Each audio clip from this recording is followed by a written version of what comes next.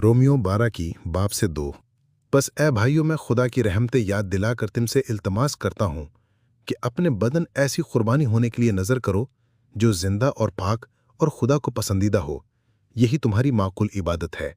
और इस जहान के हमशक्ल ना बनो, बल्कि अकल नहीं हो जाने से अपनी सूरत बदलते जाओ, ताकि खुदा की नेक और पसंदीदा और कामिल मर्जी तजर्बा से मालूम करते रहो। खुदा के तोहफे हमेशा अपने मकाम ढूंढ लेते हैं। मरियम यस्सू की मां नासरत में थी, जो उस सरजमीन में सबसे ज्यादा रजील शहर था, मगर वहीं से खुदा ने एक अदना खातून का चुनाव किया ताकि उसके बेटे को जन्म देती, एक इंक्यूबेटर बनती, यानी एक बातिन होती जिसके वसीले बच्चे ने जन्म लेना था। उसने ये सरंजाम देने के लिए ऐसी शख्सियत का चुनाव किया। खुदा बनीनो इंसान में से होकर बनीनो इंसान को मुखलिसी देने का काम करता है।